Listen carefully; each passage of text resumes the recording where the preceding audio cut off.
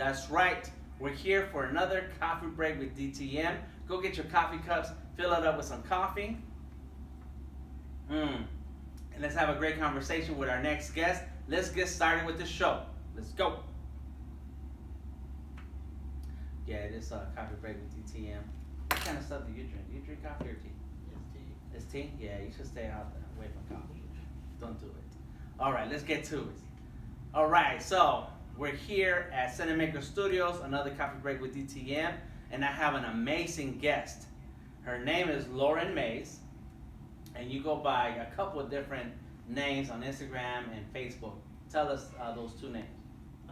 Main name is Artist Block Alley, and the second name is Dog22322. Tell me about that. How'd you come up with that idea?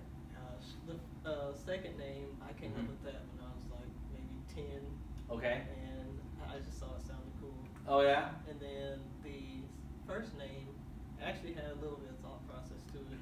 I don't know how I ended up putting it together, but Artist Block, I had an image.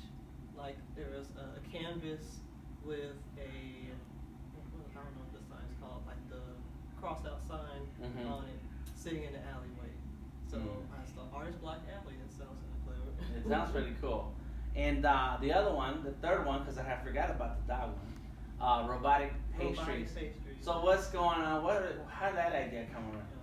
I was talking to my dad about like business names, and it's like, what type of names can you come up with your business? And he says, oh, it could just be things that you like how you have Apple, or so I thought, I like robots.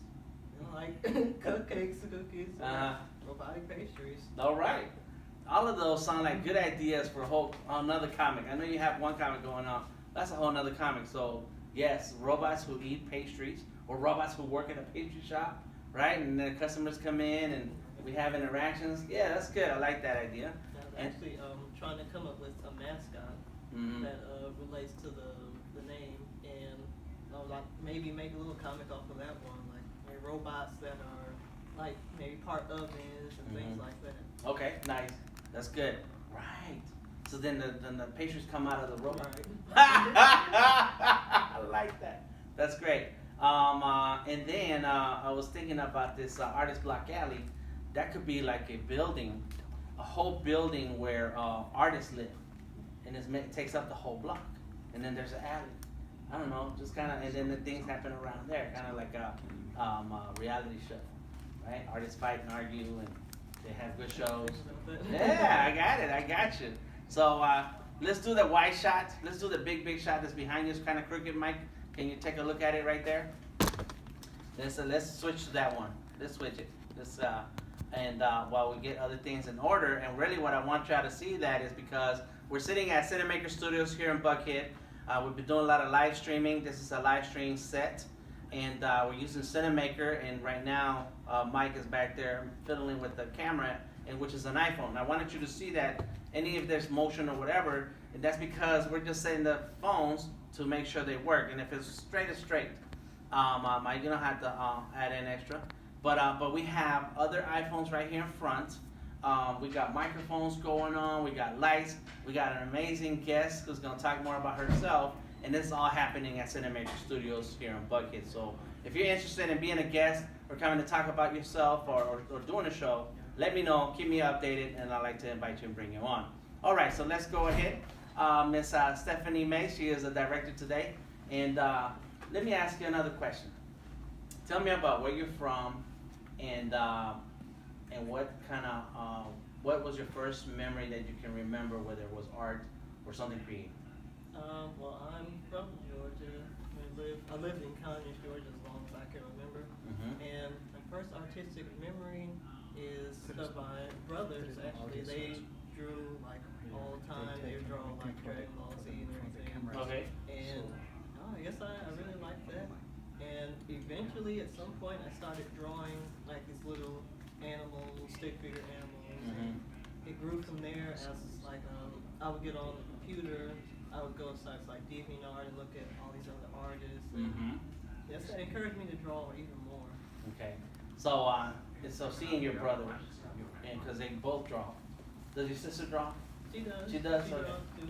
Okay. So you kind of already had some access to some art materials around there, right? In the house.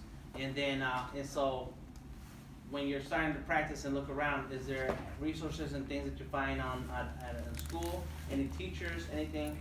I was actually homeschooled. Oh, okay. So anything I used around, it was just like pen and paper that was around. I eventually got some like sketch pads, and I just used normal pencils. Eventually got some art pencils, and a lot I would use like the mouse and the computer a lot. So eventually I got my own little personal big computer that would like draw MS Paint, and then later on at some point I got my own laptop. Okay. And somehow I drew on the trackpad. And eventually my sister actually got me, my sister and my parents, they got me a Wacom tablet, small Wacom tablet that I actually still have today. Wow. And I would use it to draw on computer. And slowly I just shifted from pen and paper to computer, and that's what I mainly use now. And you started with MS Paint. Interesting. That is. I guess it was made for drawing, right? Right. Yeah, it's just not something that you figure that that's part of your workflow. But when you start now, I guess you start with it, whatever you got. That's great, and it's good that your family itself encouraged you. Since you were homeschooled, did you have like a part of the day that was strictly for art? I did have like some arts and craft time. Like I'll have my schoolwork, and then I have time to be able to on computer and draw. Okay. And little things like that. And so, what kind of resources and materials? You say you went online, DeviantArt, but did you have any books or magazines, tutorials to follow? Not really. If anything, I would look at some things online, but for the most part, I would just draw. Experiment. Yes, sir. But I got some like cartooning books that I actually never really read. So, Okay.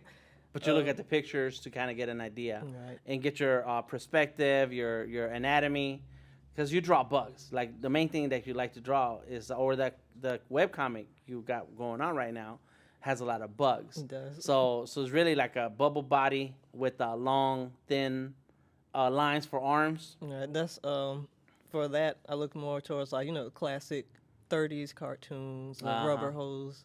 Oh, so you did a little research to figure it out, and did you fall into that style easily, or did it take you time to find that you like that style and refine it a little bit? I guess like I said, I fell into it pretty easily. Like it took a bit to get used to like limbs that are a little more loose and like didn't have too much structure. And I like to try to like still experimenting, see how I can add a bit of structure to that more cartoony style. But I fell into it pretty easily. And it's amazing because when you look at it, and if our director wants to throw up an image or two, when you look at your drawings, it's like your anatomy just fits. It fits perfect. It looks great. It looks like that could be a bug, an animated bug doing that. And so your angles and your perspective and all that, it looks like you already know your anatomy very well enough to translate it into bugs. Right. It looks really nice. And so we're looking at tell us a little bit about that character. So that character, he's from the comic. His name is Tap. He's a carpenter ant, or fire ant, one of those. And for him, he was actually the very first one that I made for the comic. And it didn't start off as for the comic. It just started off as a game idea. Like I wanted to draw make some like an insect, beat 'em up, and for some reason I ended up drawing like an ant with boxing gloves. And you liked it? Yeah, I liked it, and a lot of people end up like sending questions in about him. So it's like, okay, let me keep rolling with this. So yeah, he was the first one I made, and I tried for his design like to keep the segmented part of the insect. Like they have 3 main parts that you'll see: the head, the torso or the thorax, and then the back or the abdomen. And so as long as you keep those 3 things, then it has that bug look and feel, Very nice. Let's take a look at another piece, and that looks like a bee. Yes, that right there. That's Rumble. He was the second one I made. When somebody said, "Oh, maybe that ant should have a rival," it's like, okay, why not a bee? And for him, his came like really, really quickly too. Like I looked at some other art for inspiration, like how they would draw the mouths, and I kind of want to go for, I guess it's sort of a dog look with the Okay. snout, Uh-huh. but All yeah. right. So now tell us a little bit about how you thought of this idea as a comic, and I know you did a little research with the bugs and your characters, but what kind of preparation did you take to find a story to tell? Well, over time, as like people kept sending questions, I ended up thinking about the characters more, like what their personalities may be, and I've thought of a little story with both of them, like they're going to see a famous boxer coming in, and they meet him, but when they go see his match, the boxer does like something dirty in the match to win. He cheats. He steps on the other bug. Oh Yeah, no! he doesn't even box. Uh-huh. And they kind of like challenge him and say, "Hey, what you did was wrong. That wasn't cool." And from that, I guess the main idea of them fighting like bigger, stronger boxers came, and I had started making a little comic off of that.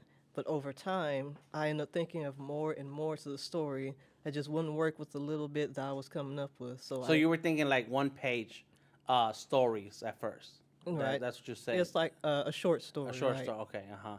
And now from there, just build up to its whole complete world. Right. And so now it's like more characters. More characters, more personality, a longer story. And so so far, when did you launch the webcomic that you have online now? I launched it June 15th, 2018. Nice. And I finished it, I think, March 7th. Okay. So it's done now. But you finished it, meaning it's done. The run is over. The first issue is over, so it's Okay. going to be spanning over like multiple issues. And you have that story ideas already lined up. Right. Do you like to write your idea first and then draw it, or do you like to draw it and come up with the idea as you're drawing? I like to plan it out as much as possible because that's what I actually did with the very first version. Like I thought of it, but instead of writing out, I just kind of drew it as I was thinking. So that's why when I started, actually finishing the pages, I ended up thinking of more, and it's like, oh, it's not going to work anymore. Right, because as you're drawing and coming up with the story, you realize there are things that you want to adjust and change that may work better. So if you pre-plan it, then you kind of think through your pace and what's going to happen and so on. Right. Nice. That's very cool. Let's double check. Let's take a moment to check the live stream on Facebook. And yeah, we did have technical issues. That's okay. Hopefully you guys have caught most of it. Don't worry, because we'll make sure that we have the full complete interview on YouTube, because all these interviews going straight to from Facebook Live and then YouTube later on Artist King, the channel. All right. If you have any questions, please leave them. Do check out the comic and check out some of the stuff that we're doing here at Cinamaker Studios. It's an amazing space. It's an amazing place. We got a lot more interviews coming up, and you'll see a lot more coffee break with DTM. That's right. We should have had your tea with you. That's okay.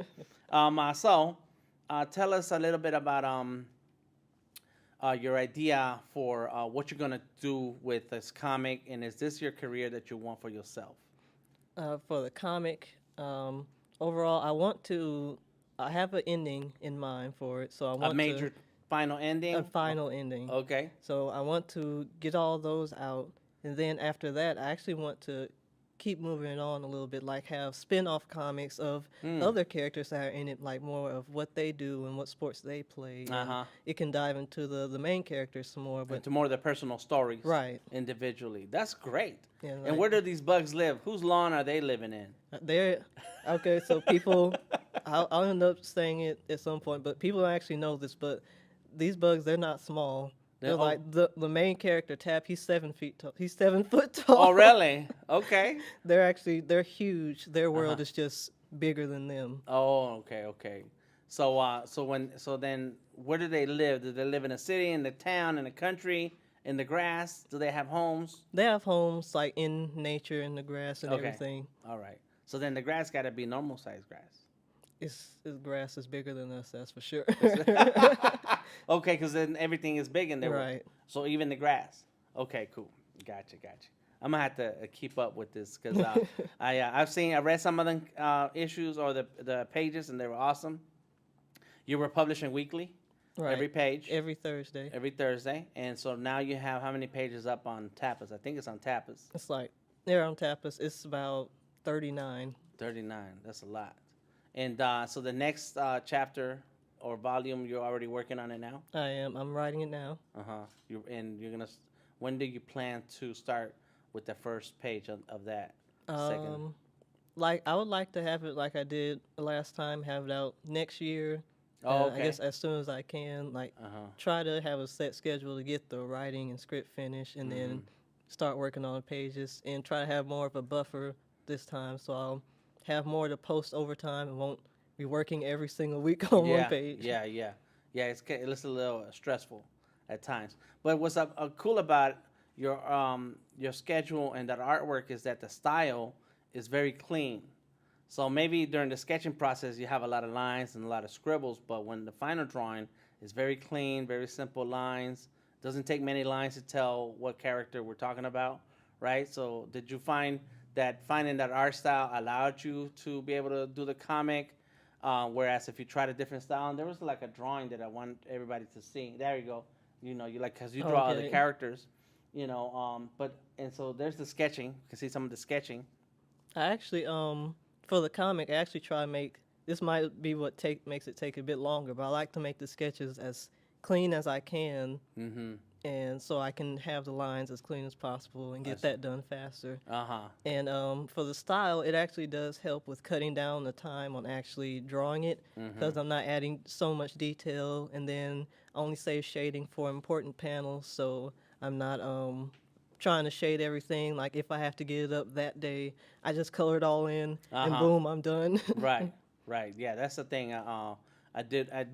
I get complicated with my art style because I like a lot of line detail and then a lot of shading details, and I got like 5 shading layers and 2 highlight layers.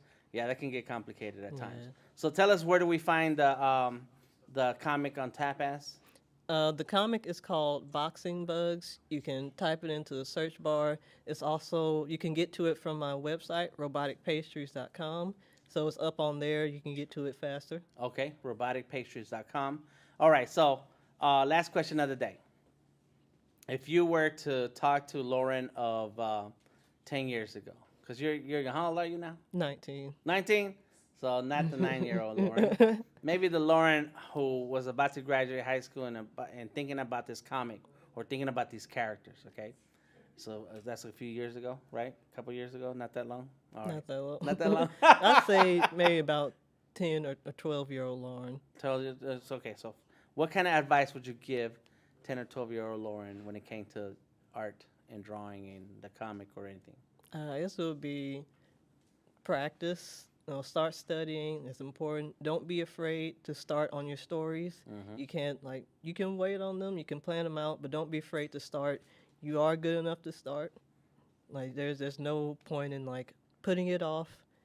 The biggest thing was, being scared to start on a comic because I wasn't sure if I'd be able to keep up with that. And I know, you are completely able to. You just have to keep pushing, stay focused, and you can do anything. Awesome. Wise words. Super wise words from Lauren Mays, roboticpastries.com. I am DeltaTangoMike. This has been Coffee Break with DTM. And let's do a big wide shot so you can see the set. All right, it's an amazing set. I have a group, an awesome crew who helps me set up things sometimes. Sometimes I do it by myself. But the cool thing is that we have all this space to work with and play with, and we're having fun. Coffee Break with DTM. Find me anywhere on the internet, DeltaTangoMike. Talk to y'all later. Peace out. Thank you for being here. Amazing, talented artist. I love it. Thank you.